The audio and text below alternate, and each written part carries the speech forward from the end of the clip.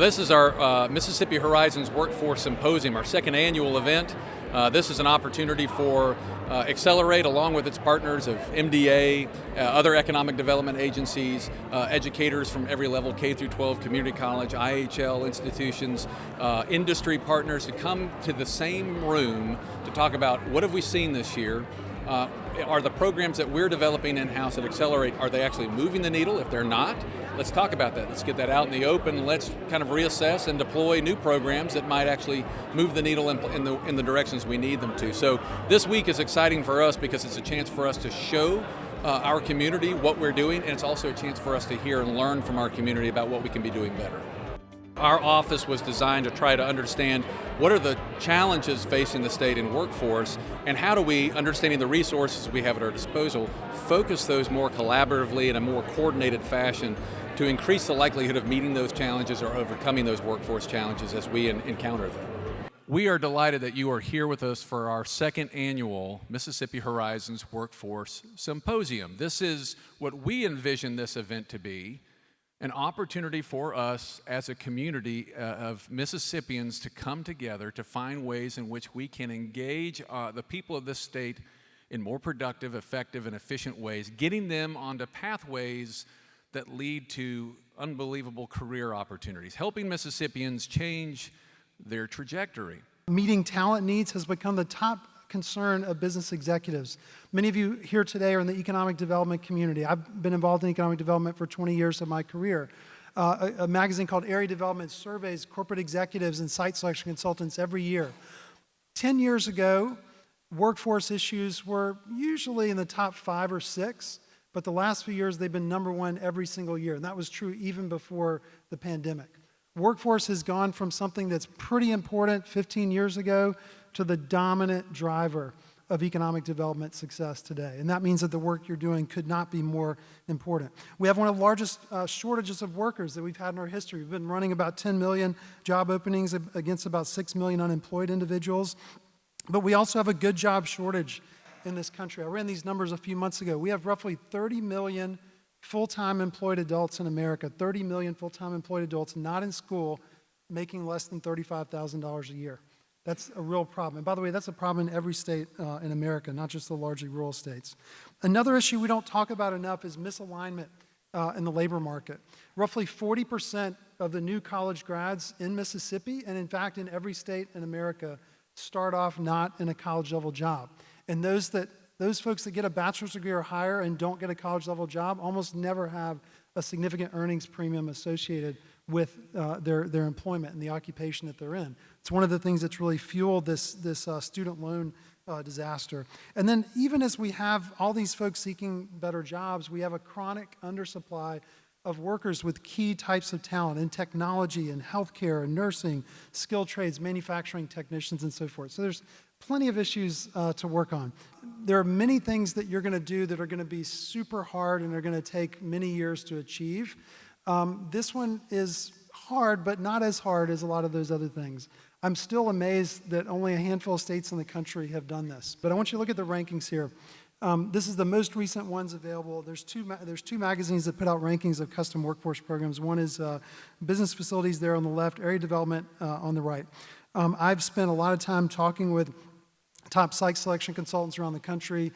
Grace Swoop, who many of you know, probably knows all of them, and I think would agree with this statement, that if you ask those folks, who is best at this, they almost invariably name 5 states, maybe 6 states: Georgia, Louisiana, Virginia, North Carolina, South Carolina, Alabama, 6 states. Outside of those 6, there's really nobody that's regularly considered one of the top states in the country. This is something that Mississippi could do and could achieve in, let's say, 3 years from full stop. I know it because I've done it twice in 2 other states, and I'm still stunned that not more states have done this. The folks that actually decide where these big projects go, they like these programs better than anything else that's available. So what would it take to do this in Mississippi? You need startup funds, $2 or $3 million a year, probably about $7 to $10 million a full run rate. Single most important thing other than money is getting the right person to lead the program. My message was really about the opportunity to strengthen the link between education and opportunity in the great state of Mississippi, ways that the economic development community and the workforce development community and higher education can all work together to help more people to have good outcomes. Our conversation today is going to be around the career coaching and as it serves as an economic engine for the state of Mississippi. And with us on stage, we've got some amazing people who understand the life cycle of coaching from the historical context, also where it's going, and can speak from different vantage points. But I don't believe there's anything that we have done that has been more important and impactful than starting a career coach program. And I'll try not to get emotional here. Ryan, you said you see career coaches as shepherds, and they certainly are that. I call them missionaries too, and they fit the bill on that in a lot of different ways. I've always said that our students are one caring adult away from a success story. And in so many cases, you're being that one caring adult. We've seen it time and time last year. We're going to continue to see it going forward. And you're making a difference not only in their lives, but you're making a difference in your community because they're then going home and making a difference at home. I'm going to share a short story of a student who was really interested in a welding program. Long story short, he was so excited about the program and getting his high school equivalency that he went home and was sharing with his dad, and his dad decided to get his high school equivalency as well.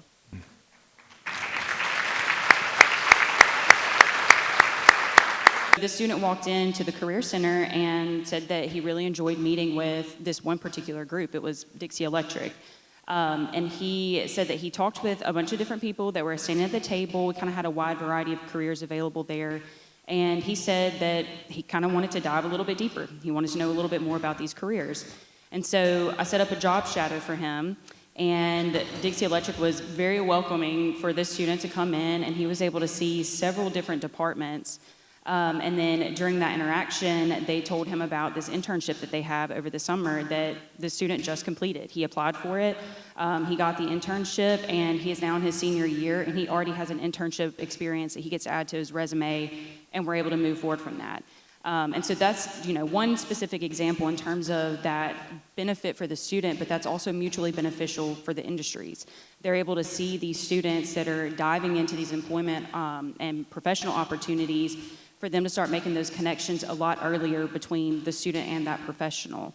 For the student, it's important because they're kind of having someone that they can look up to, that they can say, hey, that's someone that might be a potential role model for me.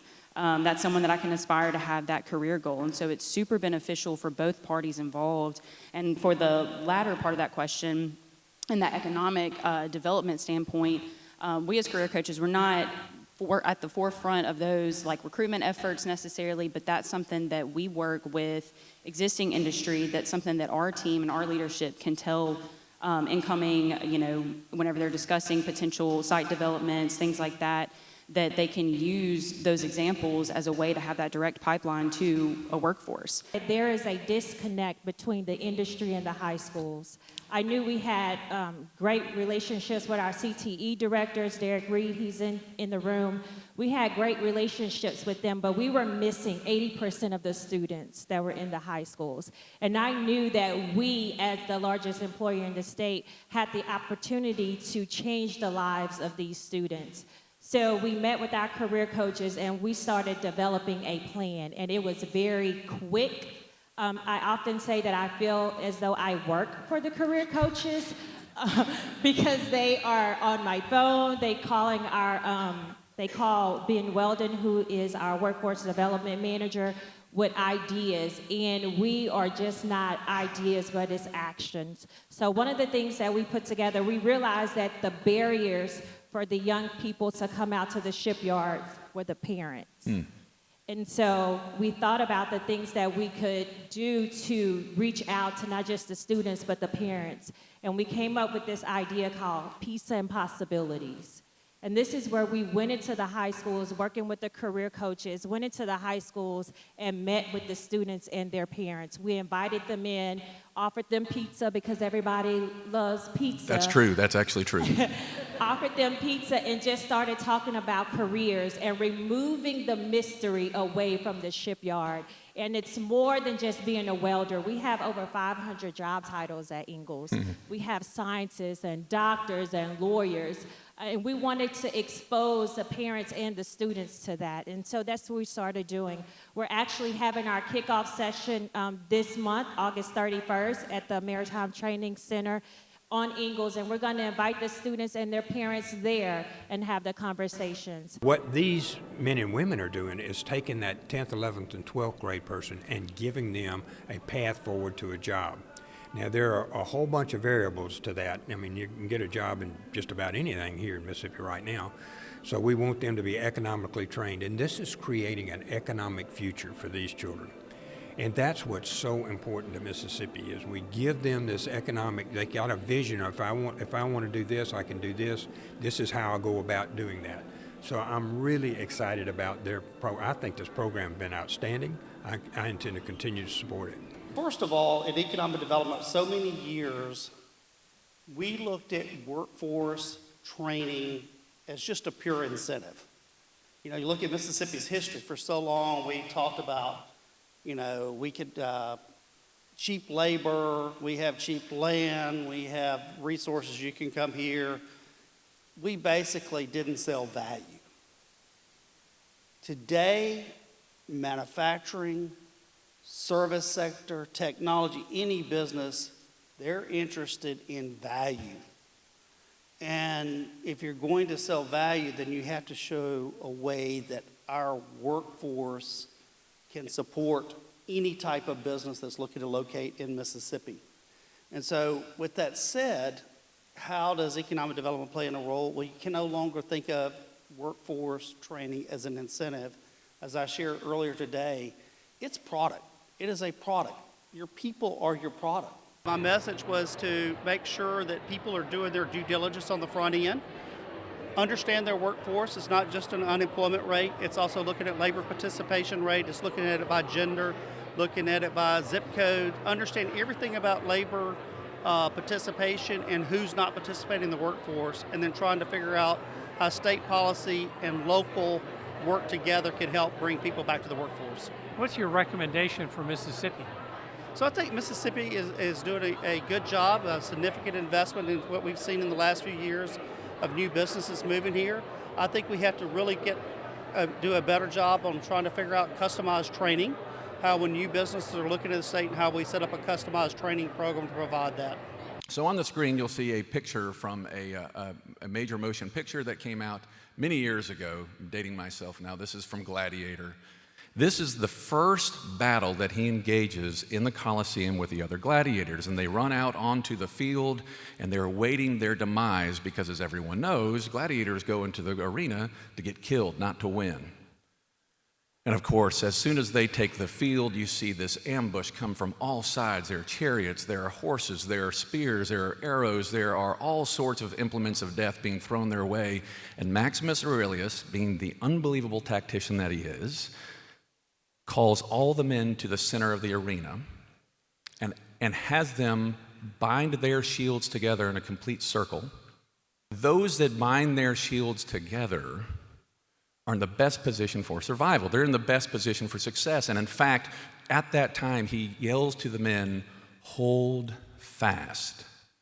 Because he knows together they are mightier, together they are stronger, together they stand the best possible chances of not just surviving the onslaught being thrown at them, but being successful in conquering their foes. And in fact, they do. We are a team together as a state of Mississippi. And the odds are so heavily stacked against us because it's so complicated, because it's so hard. Trying to figure out pathways, trying to figure out how to dedicate and coordinate and focus resources collectively. It's complicated and it's difficult, and a lot of people don't expect Mississippi to be very good at it. In fact, I've had people in my position in other states say, "Hey, we're an open book. Come look at what we do because you can't do it." They actually said that to me. we don't think you can do this. So by all means, take a look at what we do. Look behind the curtain. We're not really threatened by y'all.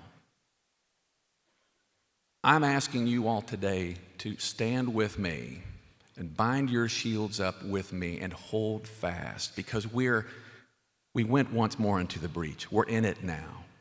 We're in the struggle, we're in the battle, we're in the war, and to do this effectively, to do it successfully, and to show the world how amazing we are collectively, we have to bring our shields together and hold fast.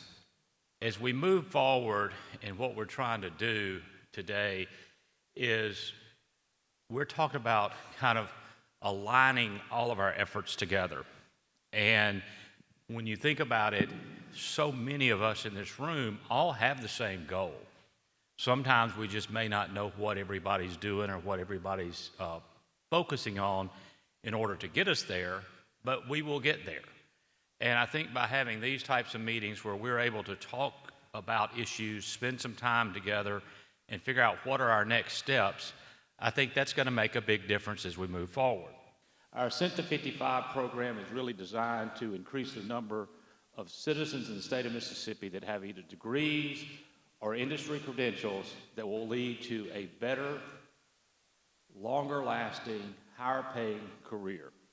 And then our Mississippi Talent Initiative is in the research phase. We've been in this probably about 6 months at this point, looking at what are really the things that are happening across the state to help us find a better way of providing opportunities for young professionals. If you'll look at this proves our educators are doing what we asked them to do. Mississippi is #1 in the nation for the highest percentage of students leaving K-12 and entering post-secondary. #1 for students exiting high school and entering post-secondary. But the problem comes at the end of year 1.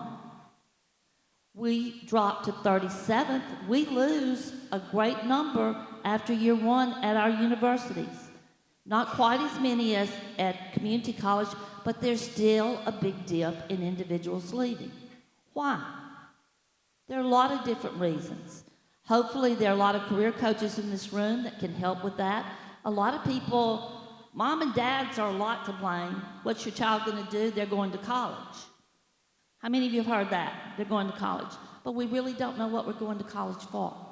Ascent to 55% was set forth by the Education Achievement Council that by the year 2030, 55% of our adult population would have either a certification, an associate degree, bachelor's degree, or higher in order to improve our attainment rate in the state. And by 2035, 60% of our adults. What kind of progress have you seen so far? We've seen good progress. Right now, we're at 48.5%. We're up. We're one of 5 states that actually went up. Most of that improvement has been in certifications, but we're seeing an increase also in associate degrees and bachelor's degrees. Tell us, how does that fit into what we're doing here in terms of workforce development? Without attainment, we're not going to improve workforce development. With the talent that we have coming out, we've got to have more. We really need to get to 70% based on what the Southern Education Board says. So having that attainment rate will draw business and industry to us. And as we have more people ready for the workforce through education, whether it's a certification, an associate degree, bachelor's degree, then we're going to attract more economic development, and it's the pipeline to get all of that done. We have to figure out how our K-12 accountability model fits our workforce needs.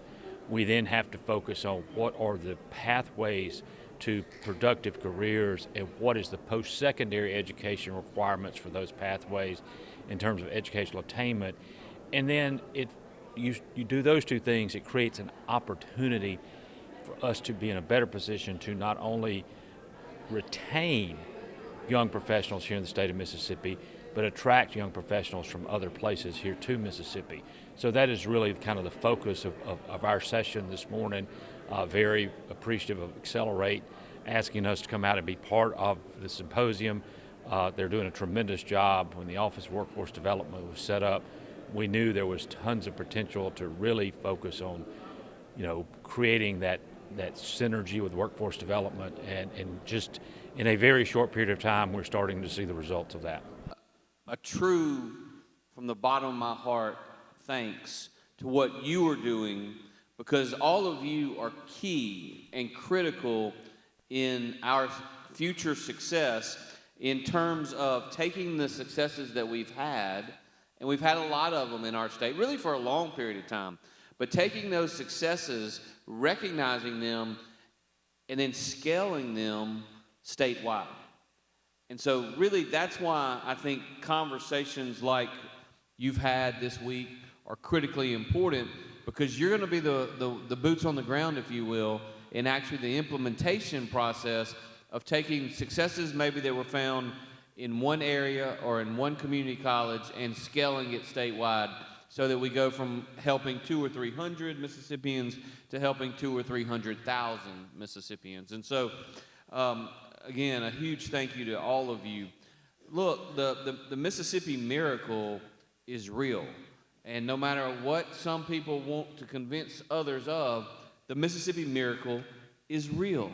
And now I'm amazed that it's now being called the Mississippi miracle. In fact, when the New York Times wrote about the Mississippi miracle, I almost choked on my catfish, because they don't write a lot of good, nice things about Mississippi. But the fact of the matter is, when you think about where we have come as a state in a very short period of time, because of good, strong public policy that was enacted at the legislative level, followed up by very, very, very good implementation from the State Department of Education to our school districts, all the way down to the classroom, it's just a prime example of what can happen and the success that we can have when we're all pulling in the same direction. And so the Mississippi Miracle, obviously, and I know you've all heard about it, but I mean, you think about 10 years ago, and you look at fourth grade reading and fourth grade math, and most of the conversation around the Mississippi Miracle has been focused on test scoring and testing, and that's understandable. But I want to mention one other piece that Ryan mentioned as well, and that is the high school graduation rate. The fact that we've gone from a 72.5% high school graduation rate 10 to 12 years ago to actually graduating our kids at 88.9% last year.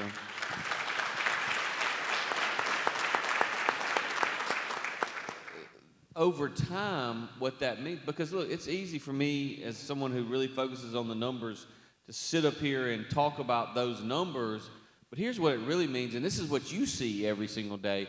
What it really means is 3,000 to 4,000 kids every single year in Mississippi that are getting a high school degree that 10 years ago would not have. Over a 10-year period, that means there's 30,000 to 40,000 kids in Mississippi that are getting a high school diploma that 10 years ago would not have. 30,000 to 40,000 over 10 years, that's 1.33% of our entire population over a 10-year period that now have a high school diploma that 10 years ago would not have.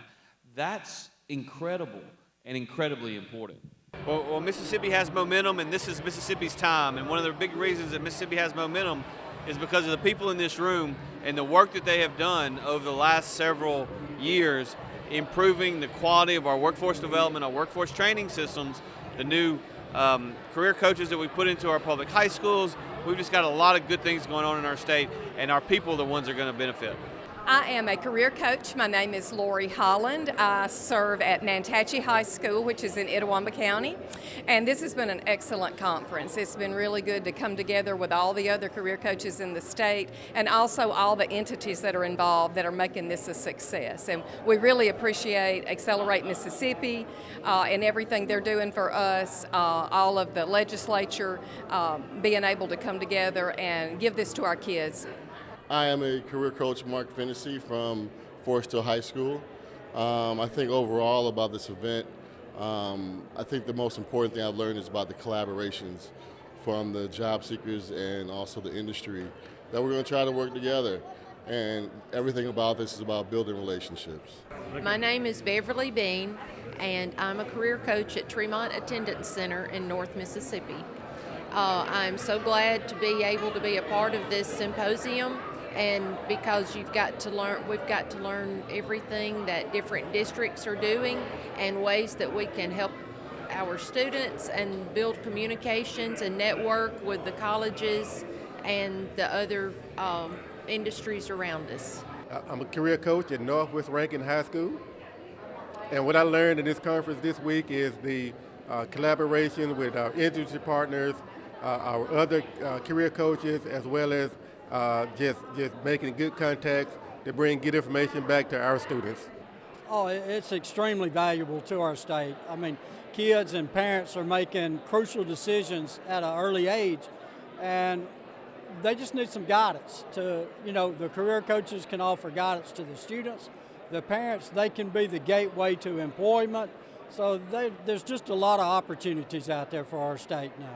Let me tell you, this is absolutely outstanding that we have people from really every corner of the state, and not only just Metro Jackson and some of our larger population centers, but community colleges, people who are trying to create jobs, people who are trying to bring more industry into the state. This is a tremendous crowd, and it makes me feel good, and I'm just glad to be part of it and provide help with federal, state, and local partnerships. Well, I'm just proud to be here at Accelerate Mississippi's New Horizons Symposium to talk about the role that higher education can play in working throughout the state, and the unique role that Mississippi State plays as a land grant, as a service university, to work in communities throughout the state, but also to provide educational pathways for students who maybe go to a community college and get a technical degree, a technical skill, who before we started our new Bachelor of Applied Science program, that was a terminal degree. They had no other upward mobility for their education. And that's why I'm excited that Mississippi State has created an opportunity to partner with community colleges, to partner with industries throughout the state, to provide additional education for employees to get better education, to have better career opportunities, and it increases the educational attainment for the whole state of Mississippi. So we're excited to be part of this entire effort and working with all the many partners we have throughout the state. I think it was a wonderful success in that we had so many people stay to the bitter end looking for ways to continue to collaborate and communicate. You heard the governor very succinctly but also very passionately talk about the role and responsibility that we all have to coordinate and pull in the same direction. I think this week you have seen any number of organizations and very passionate individuals make that pledge. We're going to be moving in the same direction. We're creating that momentum for our people, and we're going to use our resources in a collaborative way to ensure the success of that. So I think it's been a wonderful success. I think a lot of people have a lot of energy and a lot of enthusiasm. We just can't wait till next year.